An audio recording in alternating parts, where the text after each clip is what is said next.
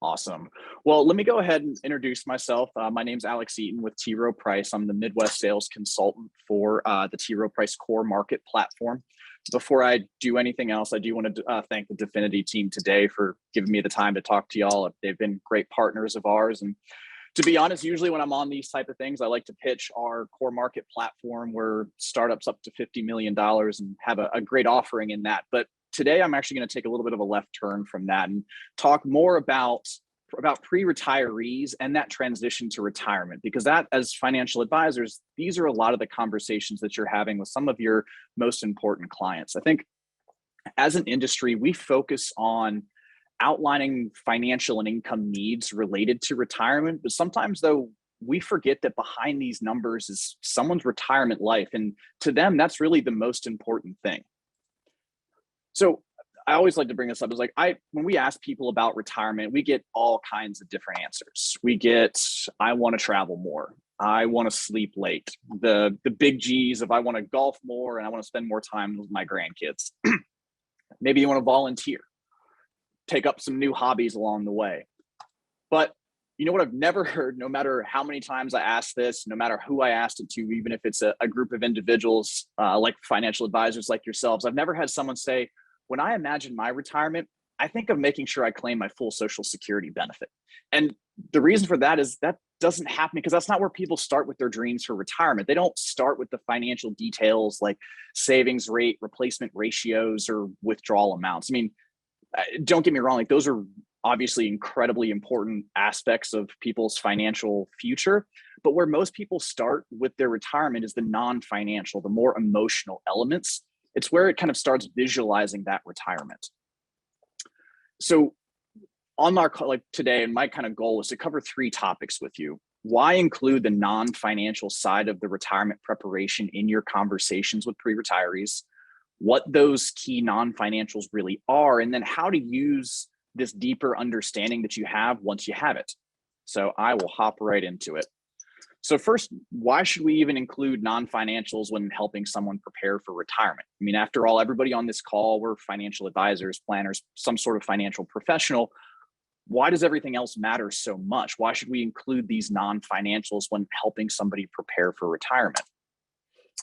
I'll use a line here. F. Scott Fitzgerald famously wrote that the test of a first-rate intelligence is the ability to hold 2 opposing ideas at the same time and still retain the ability to function.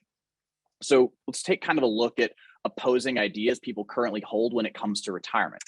First, almost 90% of people are looking forward to retirement, which obviously isn't surprising. They're looking forward to all those visions that they've had of spending time with grandkids, traveling, all those things they've imagined.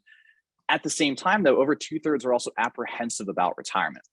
While this is obviously initially sounds like a contradiction, when you pause and think about it, it's really not that surprising. There's tons of times in our lives where we feel both excitement and anxiety about the same situation. And it's true about all major events in our life, whether it's going to college, starting a new job, getting married, having kids. All of these create feelings of both excitement and apprehension or concern. And retirement's really no different from that. Like, here's a contradiction for you. 74% of 50 to 59-year-olds say that by this point in their lives, they've made a serious effort to prepare financially for retirement. Like, this isn't a big surprise at all. After all, this group is getting closer to retirement. They're kind of picking their head up out of the sand of their day to day and realizing that retirement's just around the corner. However, what may be surprising is that only about 1/3 of those have made a serious effort to prepare emotionally for retirement. Many don't even realize that's an area that they should focus on. So in speaking to that, let me tell you a story that we came across when doing the research to create this program, when actually a recent retiree used a word that none of us had really expected to hear when describing retirement. So we do a lot of work when we create programs like our Visualize Retirement, and that includes focus groups. And during one of those sessions, we brought recent retirees into a room so we could learn about their experiences with the transition to retirement. During the first introductory segment, our speaker basically said he asked people to introduce themselves and describe their retirement experience as that kind of initial icebreaker. And we asked the first gentleman, one of the gentlemen stood up and asked and said, gave his name and said, "I failed retirement." And we were like, "Failed? Like, what do you mean you failed retirement?" So kind of prompted him to say, "All right, what do you mean by that?" he gave this. He said he walked into my financial professional's office and his advisor said, "Congratulations, you've made it. We've looked at your expenses, your income. You've got enough to retire." So he said, "I did. I walked into the office the next day and retired. Went home and got to lay it on the couch, watch TV." He said at first it was pretty good, but quickly he got bored. He started moping around the house, was bickering with his wife, and realized he's really becoming miserable. And he said, I failed retirement. He felt like he had failed that, not really because of the financial aspect of it. He'd been successful. He had enough money to stop working, but he felt he had failed retirement because he hadn't paid attention to the emotional aspect of retirement. And he didn't even realize it was something that he was supposed to pay attention to. And to fix the problem, the guy told us two things. And one thing you can probably already assume, and the second thing was actually as surprising to us, is how he said he failed. First, no surprise, he went back to work. That's where he found kind of his enjoyment, his purpose in life. Second, though, he told us he fired his financial advisor. And his rationale was, if I'm working with somebody for over 2 decades and that financial advisor didn't know him well enough to realize he wasn't actually ready to retire, he didn't want to work with him anymore. And I mean, obviously, we feel for that advisor. He did everything he was supposed to do. He helped him have enough money to retire, and for his troubles, he got fired. So what happened is he neglected to pay attention to the emotional side of that transition to help his client prepare as well. Bringing in that non-financial side gives us a number of benefits for those preparing for retirement. It allows a more holistic understanding of who that person is and what they want to achieve. Like their financial and non-financial lives connect and complement and really feed off of each other. And more importantly, it allows a connection for a solution back to the vision that they're trying to achieve. This improves the solution that they've selected, as well as increases the likelihood that they'll follow through with what they're putting down. Industry research points out how creating an actual vision encourages people to save. I mean, think about it. If you're someone saving and someone says you 15% of the salary is a good rule of thumb, and are you going to be more willing to save 15% for that? Or if you know, hey, I'm saving towards spending 2 months on the beach every year, that's going to be a much more tangible goal and you can motivate towards saving. And I like to tell a little story here. It's a little weird, so bear with me for a second here. So I like to give a quick history of travel agents and how at the peak of travel agents, about 130,000 of them existed nationwide, and then came along the internet. So as the internet proliferated, you got your kayaks, your Expedias, all of those. People were quickly jumping on the inevitable reality that technology was going to make travel agents totally obsolete. And well, decades later, if we look at how many travel agents are, you'd think that with the internet replacing them, there might be 25,000, 10,000 less. Well, in reality, that's not the case at all. There's over 80,000 currently. And not only are these travel agents still around, but the ones that are around today make far more than they did in the pre-internet days. And that's because the relationships that they're having and making with clients stopped being this transactional aspect. The business model morphed from just booking plane tickets, train tickets, itineraries to becoming somebody's irreplaceable, like one-stop concierge. Travel agents became a family's go-to for knowing the cultural activities in geographic regions. Or if you lose a passport while you're traveling Europe, they're a call away and they're going to find you a consulate to get that passport before you need to leave. So you got to ask yourself as advisors, is it help with just the financial aspects of retirement planning that you're helping with? Or is it are you helping on the overall strategic plan for retirement? We know fee compression and technology are inevitable facts of any industry these days, but connecting emotionally, building a more holistic relationship and adding that value that a pre-retiree can't get from just a income calculator or pre-built asset allocation model, that's going to differentiate you and demonstrate your value going forward.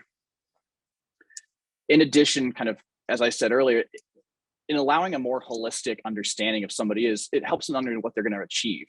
You can complement your current financially based offering. So you're thinking your advice, guidance, services, and solutions with an additional understanding of connecting with their non-financial aspects of their life. When we talk about the emotional or non-financial aspects of someone's life, we do research to figure out what those key drivers of kind of the retirement happiness or quote unquote success.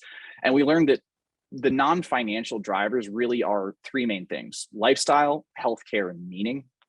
And what you'll see a little later on, I should say, is as we've built our core of the Visualize Retirement program really around that.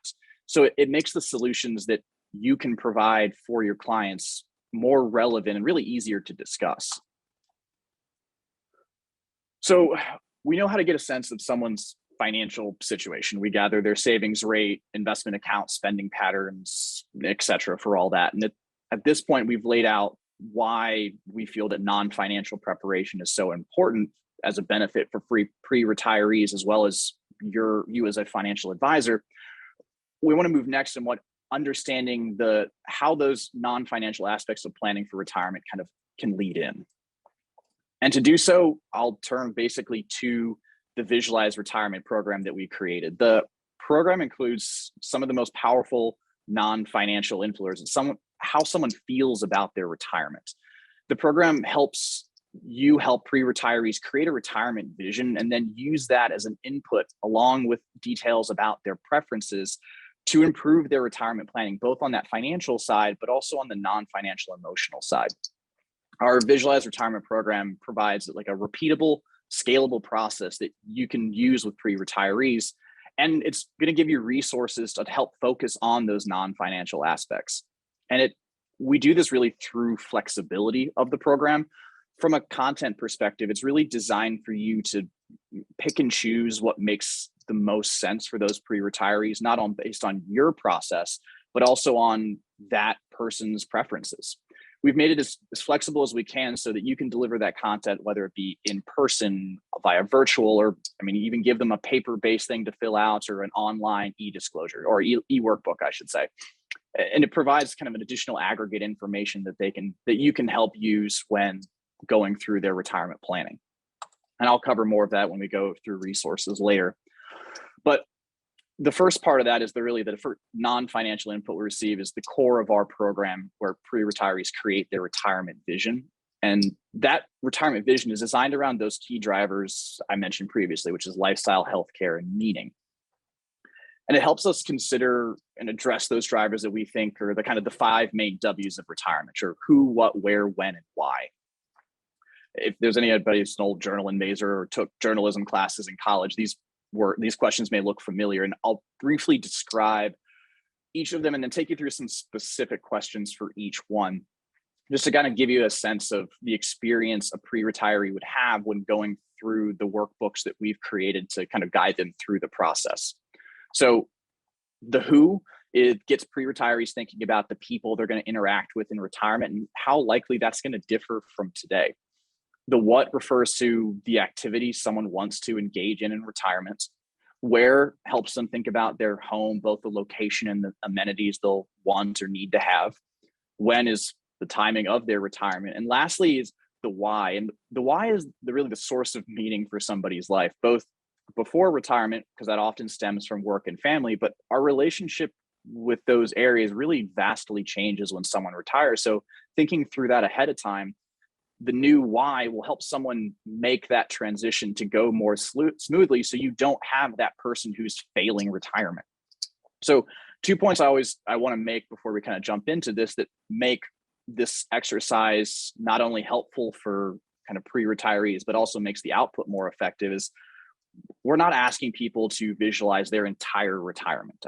Retirement timeframes can be 30 plus years, and asking somebody to think 30 years in the future is like asking a 25-year-old to plan out their entire career. They're probably just going to say, I don't know. But what we can do is help them visualize the next 5 to 7. Because after that initial transition, that's when the most kind of changes are going to occur. And we see later, anytime someone goes through a major life event, whether it's upsizing, downsizing, getting a new job, getting married, going through a major health crisis, that's when people want to review their finances, take a look at things, and take that into account. And that's one of the things as well, once we go through this for the first time, to imagine that first 5 to 7 years of retirement, anytime we have a major life event, it's a good opportunity to check in with one of these workbooks to make sure that they're on track for where they want to be. So give you an example here. Here's the first question we ask. We want to know what's different about the numbers on the left of who you're spending time with in your social network today versus what you imagine that's going to be in retirement. Which items have moved a lot, which have moved a little. Again, trying to kind of get a feel for where people are today. And we use adult learning theory here. We know that as kids, we learn by having somebody teach us something and then turn around and kind of regurgitate that back or use that new knowledge to answer a question. Well, as adults, when we're answering questions, we take the question that we have and compare it to the information that we've already collected through our lives. And so by doing this, having a where you are today and then where imagine you are in retirement, it helps people kind of step into that mindset to answer these questions. Here's an example of what. Again, here we don't know what the pre-retiree imagines their time, kind of what their time is going to be spent in retirement. Are you going to be working, caring for pets today versus in retirement? And I'm not going to spend a ton of time on these as there's just kind of questions through that, but it gives a picture of the questions that we're asking pre-retirees in our workbook that we want to make sure that they're thinking about, that they may not already be having these conversations.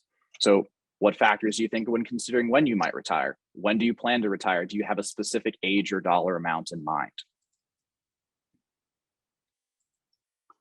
And going through this exercise puts that retirement vision on the kind of first input of their the framework as they're going through. Once we get a better sense of the who, what, where, when, and why of the retirement vision, it also helps to better understand the preferences of their spending that they'll need to make that vision a reality, and what features of retirement income are important to them and what trade-offs that they're going to be willing to make to kind of make those. So here are some characteristics of retirement income people typically want to be aware of. What amount of income will they need? Do they plan to maintain a similar quality of life? We're tying this back to the retirement vision of the what or the where could provide some insight into the income needed for their vision. The when may also help, since income needs may change over time. How long does that income need to last? Does the pre-retiree plan to retire at 65 or after? The when questions of their retirement vision will provide some insight here, as well as in reality, the when of their spouse or partner. One thing to kind of consider with this, in addition with those when questions, is how much they want work to play in their retirement. Are they going to keep working, or if they have a family health history to be aware of? What are their feelings about the income varying month to month or year to year? Does their retirement vision include a lot of fixed costs like a mortgage or other financial commitments? These are the who and what of their vision that we can kind of step in here. So I'm not going to go through all of these, but what we want to do is the questions, the who, what, where, when, why, and how, these are all allowing us to kind of better answer some of these additional questions of their retirement income preferences. We also want to look at the trade-offs. So an obvious example, generally the fixed income and stable asset income source is probably less likely to give them kind of the potential growth to keep up with inflation. And a pre-retiree's vision can affect those preferences. If their vision is to work and keep earning wages, and about a third of pre-retirees want to do that, that can greatly affect how they draw down their savings and the vehicles that you and they may be wanting to put into their portfolio. This information is important into defining that retirement savings and spending plan needed to make someone meet their goals. And the best way to communicate that strategy to them is in the context of their preferences. Which brings us to a point where we can add retirement income kind of preferences into that framework. So the third non-financial input of our planning preferences an individual has is really how they feel, or again, this is kind of an emotional word, is how they feel about the planning process itself. We did research about how pre-retirees view their financial planning process, and people generally fall into three categories. You're probably conceptually aware of like kind of what these categories can be. And as I say them, I'm sure you've got clients who are like, oh, yep, that makes sense. It can be helpful though to know specifically how big each group is, in addition to what kind of processes we should take through with someone who has those type of preferences. So to get these answers, we asked individuals in our focus groups, which one best characterizes your sentiment and approach to your planning? The first group consists of those individuals who truly enjoy the planning process. They select the answer that said, I enjoy it. I want more detailed as possible. Planning improves the outcome, makes me feel better prepared along the way, and allows me to research and prepare, reducing surprises along the way. And about 1/3 of pre-retirees fell into this category. Most people, however, fell into our second category, in which that they value the planning process. In our definition of value, we explicitly included the phrase, I'm not overly concerned. I see value in it, but it brings me a level of clarity, but I don't want to get caught up in it. I prefer to plan the big items, let the smaller things land where they will, and make adjustments along the way. And finally, last and fortunately the smallest group is the people who are just actively avoiding the planning. They chose, I choose to avoid it and consider it useless as my spending and planning will change. So why make the effort now? It's important to understand this distinction because it gives us insight in how detailed of a process we want to take with somebody. Giving too much homework for someone that doesn't enjoy the process, they're probably never going to go through it. And the same goes for those who are far from retirement, let's say, but they don't have as much of a basis to provide detailed estimates of income or expenses. And it may be worth exploring kind of alternatives with those individuals and a full-blown detailed financial plans for those groups. It also helps to know how to better communicate the process and solutions so we know what we're offering. Potentially, we're simplifying an offering for those that want to avoid having these conversations and scaling up or adding additional detail for those people who really enjoy the financial planning aspects.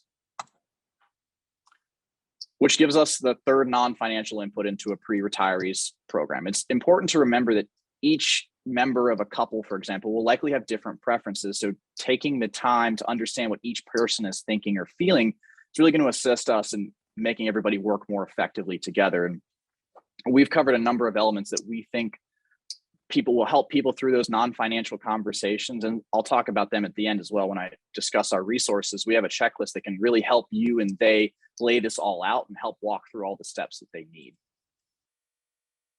So let's really discuss how to incorporate all of this into help pre-retirees. So I'll start all this before I jump into this section with a full acknowledgement that some of this may be very fundamental to the planning process, and you're probably already doing a lot of this in the elements of what you're working with your clients from what I'm about to share. There are a number of reasons, though, I still like to make sure that we're including it in the presentation, because no matter how sophisticated the solutions are that we're providing, we recognize that there are times when you're working with somebody who, for whatever reason, whether they're not that sophisticated or they just don't have the time, it doesn't make sense to make a detailed plan.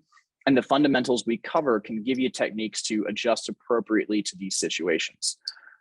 I guess most importantly, this program is also designed to really be modular. So while all of these elements can be combined into a very strong whole, each piece can be used on its own as it makes sense for your particular situation. So you can think about the components really from that perspective is what makes sense in the value that you're providing to the people that you're working with. This is what visualized retirement looks like as a whole. We take the non-financial influences we just received on the left and add them to the two things on the right here, creating a personalized action plan and building a retirement savings and spending plan with 3 increasingly advanced ways to create that plan. And I'll go into each of these two in detail. Again, it's designed to be modular and connect with the work that you're already doing. So pick and choose the components that are right for you in the particular individual that you're working with at the time. The first element that we want to work on is that personalized action plan that can be created off of that retirement vision.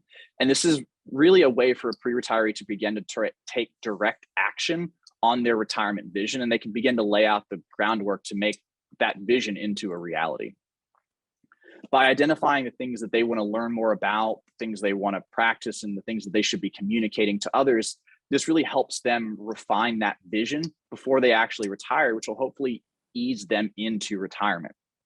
So we want to look at what are the things they want to learn more about to make their vision a reality. So for example, if you're planning to travel internationally in retirement, now's the time to take a foreign language class. Or if you're thinking about volunteering or working at a part-time in a part-time capacity, maybe start looking for charitable organizations or companies that are aligned with your interests or skills.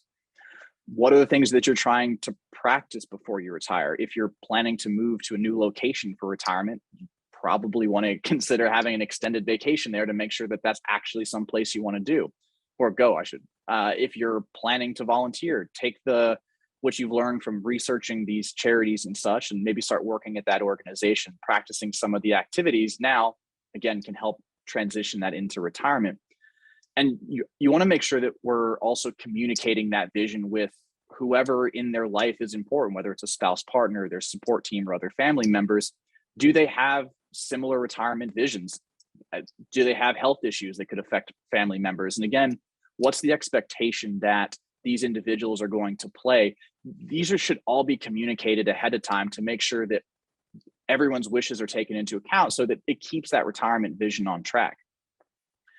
The personalized action plan really keeps your clients actively involved in the retirement planning process and provides them really actionable next steps to take in pursuit of that vision. I like to give an example here, totally made up, but I think it helps in kind of talking through this. So let's just say you've got Jane. Jane wants to move to Florida when she retires. So Jane does research online to find out about potential cities and locations in Florida and the activities she might want to do there. So that's her learning. For practice, Jane plans to plan an extended stay in Naples. So as she likes the idea as a potential retirement residence, and to see if she and her husband want to move there, they're going to take an extended vacation. While she's there, she's also going to take some sailing classes and take some wine classes as well. And then as well, you need to make sure that these are being communicated. So before planning the trip, Jane talks with her husband about what her plans are and the desire to move to Florida. If that works for both of them and they're in agreement, then maybe have the conversation with their kids talking about looking after their home or belongings while they go on this extended vacation, as well as, hey, if we do move here, what are the visits going to look like both ways? Are you going to come to us with the grandkids? Are we going to come to you for Christmas? What does that look like? And again, this is where this personalized action plan fits into the framework. We want to give them actionable steps. So I just covered where pre-retirees can take their vision and build an action plan around it. Next, we want to take a look take their vision as well as some of the other non-financial inputs we've covered. So their retirement income and planning preferences, and use that as a more holistic understanding of the pre-retiree to begin the process of really creating a retirement savings and spending plan. And we're going to cover 3 techniques, including some alternatives to a full detailed plan that when it's just not practical for each person. So most importantly, we'll explore how the retirement vision that we've helped someone create through this framework, these questions, can help improve both the plan itself and how it's delivered.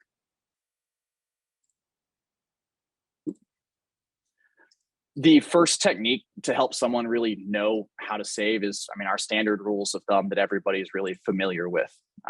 These are kind of commonly accepted guidelines.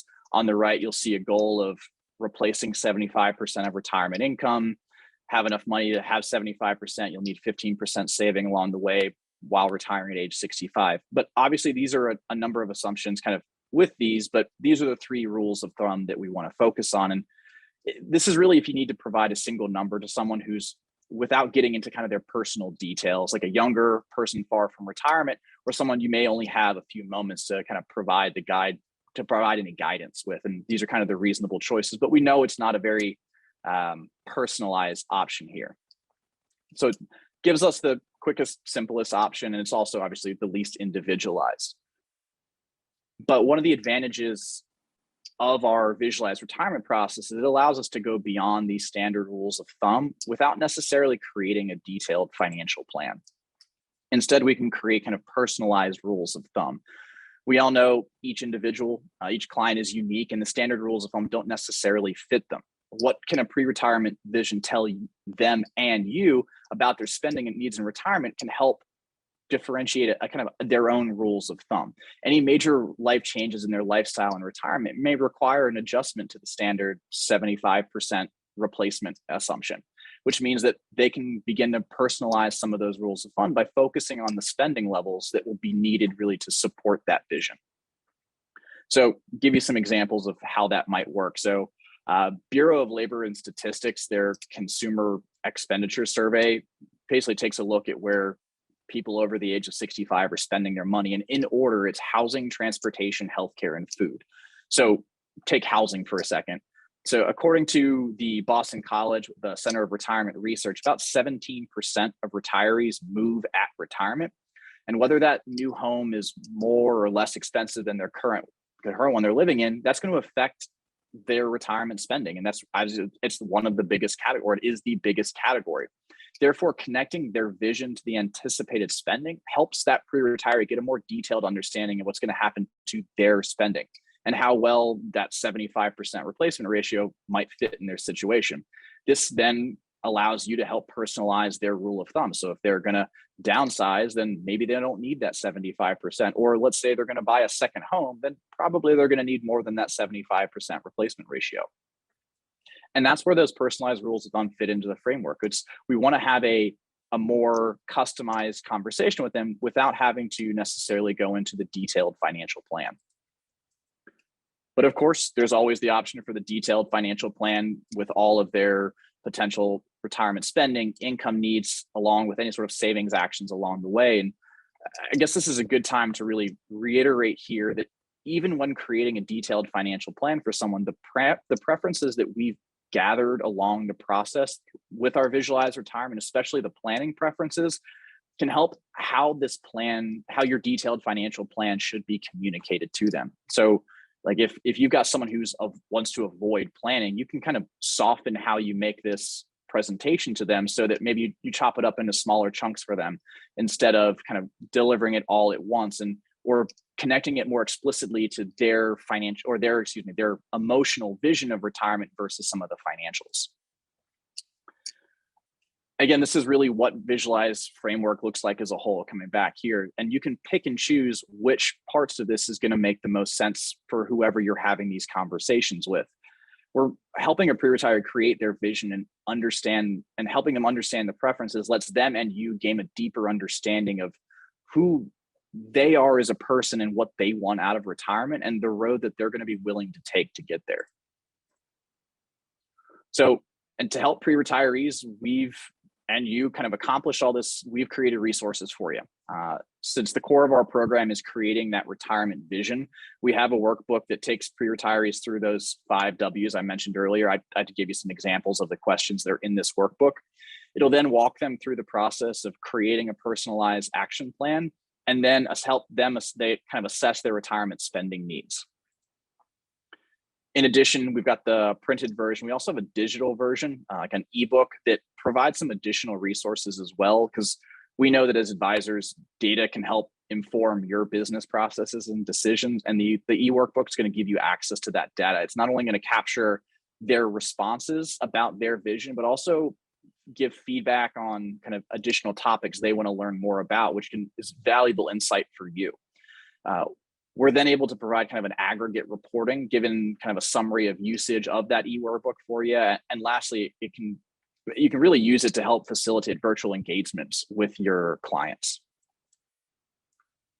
So additional resources that we have here. So beyond the workbook and e-workbook, we've got a PowerPoint presentation with content similar to the presentation that I've given today that you can kind of work with pre-retirees or give to a group. Also provide a variety of checklists to help cover the non-financial aspects of preparing for retirement, because not everybody may even know how to start broaching those conversations or what questions to ask. So our checklist is going to help create a vision, kind of defining how to define a target retirement age, how to talk with your family about that retirement vision, considering the health care needs you might have in retirement, and then just some additional things about Medicare and Social Security benefits. And this can be a great way to introduce people to this program or as a follow-up to the workbook if you've already had that conversation with one of your clients. Lastly, we do provide kind of ongoing series of articles that you can still provide to your clients to really start as conversation starters for this. And then our Building a Bridge brochure provides an overview of kind of how a retirement vision can help retirees understand their retirement income needs and the type of financial solutions they could consider for their retirement portfolios. So I've said a lot, so I'll just quickly recover all of this. So stated why we feel non-financial needs are so important, why they are a key to retirement happiness and provides a more holistic view of what's important to pre-retirees. Those non-financials include someone's retirement vision, as well as their preferences when it comes to retirement income and the planning process itself. And using those inputs, a pre-retiree can then build our personalized action plan and that retirement savings and spending plan with you. And if using those rules of thumbs, whether it be the standard rule of thumb or personalizing those with it, you can customize what you deliver and how you communicate your value to those pre-retirees depending on what their needs are. So I'll put into some, our program puts you at the center of helping pre-retirees create a retirement vision and helping you then move that vision to a reality for that individual. Well, I believe I am right up on time, so I will go ahead and stop there and see if I have any questions.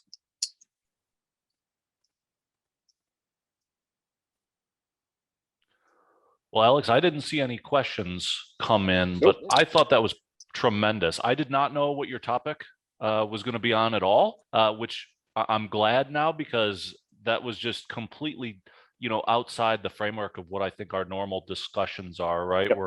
We're talking about performance history and beta and information ratios, and we don't stop to think. People don't make decisions necessarily based on numbers. They make decisions on emotions and gut feelings, and that power. It's like when people are on Amazon, they don't make rational decisions based on the star ratings. They're like, that looks amazing and makes me feel emotional. So I thought that was incredible.